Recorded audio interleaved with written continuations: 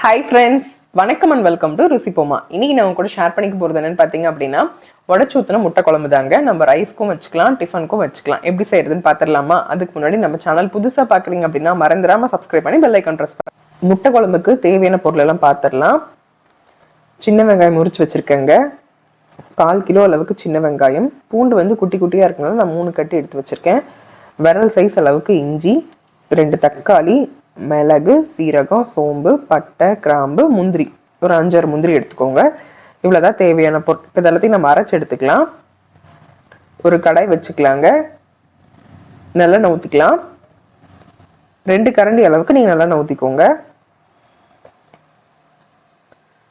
எண்ணெய் நல்லா காயட்டும்.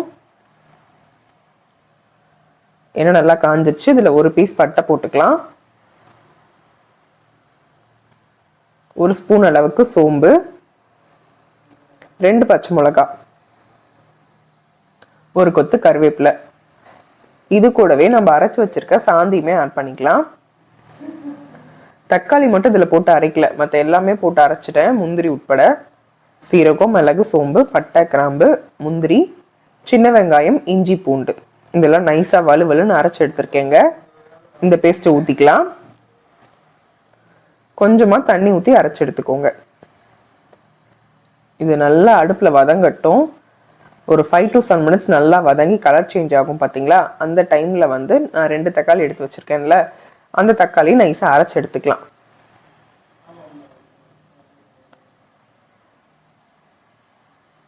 அரிஞ்சு போடுறத விட அரைச்சி போடுறப்ப இன்னும் நல்லாயிருக்கும். நல்லா கதன்னு நமக்கு கிரேவி கிடைக்கும். பாருங்க, பச்சை வாசம் நல்லா கம்ப்ளீட்டா போற வரைக்கும் வதக்கி விட்டுக்கலாம். கலருமே பாத்தீங்க அப்படின்னா சேஞ்ச் ஆயிருக்கு. இந்த டைம்ல கலர் சேஞ்ச் ஆனதுக்கு அப்புறமா நம்ம அரைச்ச தக்காளி விழுதையும் ஆட் பண்ணிக்கலாம். இந்த மாதிரி செஞ்சு பாருங்க, ரொம்ப ரொம்ப சிம்பிளான ரெசிபி தான். பிகினர்ஸ் கூட ட்ரை பண்ணலாம். கடகடன் செஞ்சிடலாம். 20 minutesல ரெடி ஆயிடும்.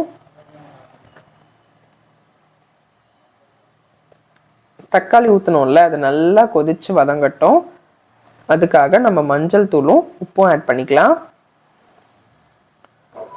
குழம்புக்கு தேவையான அளவுக்கு வரமிளகாய் தூள் ஆட் பண்ணிக்கலாம். நான் இந்த ஸ்பூன்ல ஆட் பண்ணியிருக்கேன். இதே ஸ்பூன்ல 1 டேபிள் ஸ்பூன் அளவுக்கு மல்லித்தூள் ஆட் பண்ணிக்கலாம்.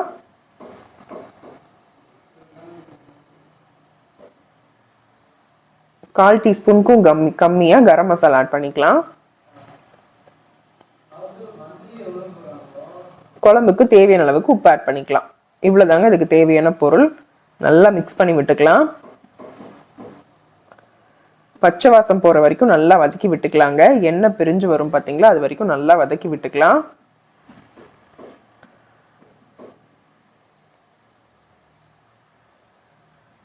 நம்ம மசாலா போட்டதுக்கு அப்புறமா அடுப்பு லோ ஃப்ளேமுக்கு வச்சுக்கோங்க. வேகமா வச்சிட்டீங்க அப்படின்னா சீக்கிரமா அடி பிடிச்சிரும். அதுக்காக ஸ்லோ ஃப்ளேம்ல வச்சுக்கோங்க. கலருக்காக நான் காஷ்மீரி சில்லி பவுடர் ஆட் பண்ணுறேன். உங்ககிட்ட இருந்தால் யூஸ் பண்ணுங்க, இல்லைனா ஸ்கிப் பண்ணிடுங்க. நல்லா வதங்கட்டும். பாருங்க, நல்லா கொதிச்சிருக்கு. இது கூடவே நம்ம தண்ணி ஆட் பண்ணிக்கலாம். குழம்பு நல்லா கொதிக்கட்டும். ஓரத்தில் ஒட்டியிருக்க மசாலாலாம் எடுத்து விட்டுறலாங்க. நல்லா மிக்ஸ் பண்ணி விட்டுக்கலாம். இது நல்லா கொதிச்சு வரட்டும். உப்பு காரம்லாம் செக் பண்ணி பார்த்துக்கலாம். ஒரு மூடி போட்டு மூடி வச்சிடலாம். 10 minutesக்கு அப்புறமா ஓப்பன் பண்ணி பார்த்துடலாம். நான் வந்து 4 முட்டை உடச்சு ஊற்ற போகிறேங்க. இதே மாதிரி முட்டை நல்லா இருக்கா இல்லையான்னு நீங்கள் உடச்சி செக் பண்ணி பார்த்துட்டு அதுக்கப்புறமா குழம்புல ஊற்றுங்க. இன்னும் நம்ம ஊற்றுனதுக்கப்புறம் பார்த்து ஒரு பிரயோஜனமும் கிடையாது. குழம்பே டோட்டலாக வேஸ்ட் ஆகிடும். அதனால் நீங்கள் ஒரு கப்பில் எல்லாத்தையுமே உடச்சி ஊற்றி பார்த்துட்டு நல்லா இருக்கா என்னன்னு பார்த்துட்டு அதுக்கப்புறமா நீங்கள் ஊற்றிக்கோங்க. நான் ஜென்ரலாக என்ன பண்ணுவேன்னா, இந்த மாதிரி செக் பண்ணி பார்த்துட்டு நல்லா பீட் பண்ணிவிட்டு உப்பு காரம் போட்டுட்டு அதுக்கப்புறமா குழம்புல உடச்சி ஊற்றுவேன். ஸோ அந்த மாதிரி பண்ணுறப்ப முட்டையிலுமே உப்பு காரம் பிடிச்சிருக்கும், ப்ளஸ் குழம்புல இருக்க காரமும் நல்லா ஊறி நல்லா இருக்கும்னு வச்சுக்கோங்களேன். இந்த மாதிரி ட்ரை பண்ணி பாருங்கள். ஃபோர்க் வச்சு நல்லா பீட் பண்ணி எடுத்துக்கலாம். அந்த மஞ்சள் நல்லா மிக்ஸ் ஆனதுக்கு அப்புறமா நீங்கள் மிளகுத்தூளும் உப்பும் ஆட் பண்ணிக்கலாம். முட்டைக்கு தகுந்த அளவுக்கு மட்டும் நீங்கள் உப்பு காரமும் ஆட் பண்ணிக்கோங்க. நம்ம குழம்புக்கு ஆல்ரெடி உப்பு காரம் ஆட் பண்ணியாச்சு. பாருங்கள் நல்லா மிக்ஸ் ஆயிருக்கு.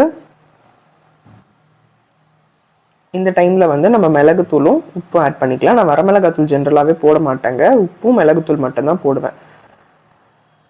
ஆட் பண்ணிக்கலாம்.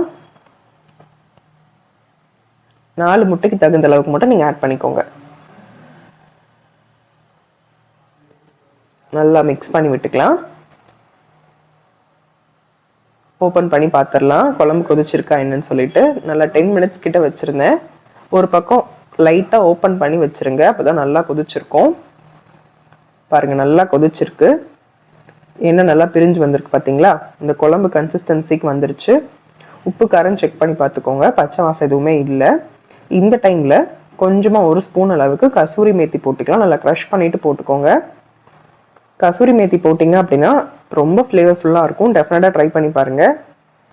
கசூரியோடவே 1 ஸ்பூன் அளவுக்கு நல்லெண்ணெய் ஊற்றிக்கலாம். இது நல்லா ஒரு 2 மினிட்ஸ் குக் ஆகட்டுங்க. 2 மினிட்ஸ் மூடி வச்சுருங்க. 2 மினிட்ஸ்க்கு அப்புறமா பார்த்துடலாம். கசூரி மேத்தினா ஒன்றும் இல்லை, காஞ்ச வெந்தயக்கீரை எதல் தான். ஓப்பன் பண்ணி பார்த்துடலாம். நல்லா குழம்பு கொதிச்சிருக்கும் பாருங்கள். நல்லா குழம்பு கொதிச்சு தண்ணியெல்லாம் சுண்டி திக்காக இருக்குது பார்த்தீங்களா? எண்ணெயும் பிரிஞ்சு வந்திருக்கு. இந்த டைமில் வந்து நம்ம முட்டையை மிக்ஸ் பண்ணி வச்சுருக்கோம்ல, அந்த பேட்டரை ஊற்றிக்கலாம். இந்த மாதிரி நீங்கள் ட்ரை பண்ணி பாருங்கள், ரொம்ப சூப்பராக இருக்கும். முட்டை அப்படியே நல்லா பஞ்சு மாதிரி இருக்கும், ரொம்ப சாஃப்டாக இருக்கும். முட்டை குக் ஆகிற டைம் சீக்கிரமே வெந்துடும்ல. ஸோ அடுப்பை கம்ப்ளீட்டாக லோ ஃப்ளேமுக்கு வச்சுருங்க. ஒரு 2 மினிட்ஸ் இந்த மேல் பக்கமாக இருக்கிறதெல்லாம் குக் ஆகட்டும். ஒரு 2 மினிட்ஸ்க்கு அப்புறமா ஓப்பன் பண்ணி திருப்பி விட்டுக்கலாம். 2 சைடு நல்லா குக் ஆகட்டும்.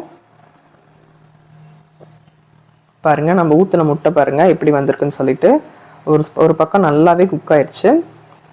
ஒரு கரண்டி வச்சு இந்த பக்கமும் நல்லா திருப்பி விட்டுறலாம். 2 சைடும் நல்லா குக் ஆகட்டும். இந்த மாதிரி உடச்சூத்தி முட்டை குழம்பு வச்சிங்க அப்படின்னா நல்லா சூப்பராக இருக்கும். முட்டையில் உப்பு காரமெல்லாம் ஏறி இருக்கும். இந்த மாதிரி நீங்கள் செய்கிறப்ப அப்படியே மனமே ரொம்ப நல்லா இருக்குங்க. டெஃபினட்டாக இந்த மாதிரி ஒரு தாட்டியாவது ட்ரை பண்ணி பாருங்கள். ஒரு மூடி போட்டு வச்சுக்கலாம். இந்த பக்கமும் நல்லா குக் ஆகட்டும். இது பார்த்தீங்க அப்படின்னா சுட சுட சாதத்துக்கும் நல்லாயிருக்கும், சப்பாத்தி கூட வேறு லெவலில் இருக்குங்க. அவ்வளோதாங்க, 2 சைடும் நல்லா குக் ஆயிடுச்சு. அடுப்பை கம்ப்ளீட்டாக ஆஃப் பண்ணிவிட்டு மேலே பச்சை கருவேப்பிலை தூவிக்கலாம். கொத்தமல்லியில் வச்சுருந்தீங்கன்னா அதுவுமே நீங்கள் போட்டுக்கலாம். என்கிட்ட இல்லை, நான் அதனால போடலை. முட்டை குழம்பு நல்லா மனமாக ரெடியாக இருக்குங்க. நான் வந்து லஞ்சுக்கு தாங்க ரெடி பண்ணேன். சுட சுட சாதம் வச்சுட்டு உடச்சூத்தின முட்டை குழம்பு, தக்காளி ரசம். ஒரு சிம்பிளான லஞ்ச் மெனு தான், ரொம்ப சூப்பராக வந்துருந்துச்சு. நீங்களும் இதே மாதிரி ட்ரை பண்ணி பாருங்கள். வீடியோ பிடிச்சிருக்கு அப்படின்னா வீடியோக்கு ஒரு லைக் பண்ணி ஷேர் பண்ணி சப்ஸ்கிரைப் பண்ணிக்கோங்க. பாய்.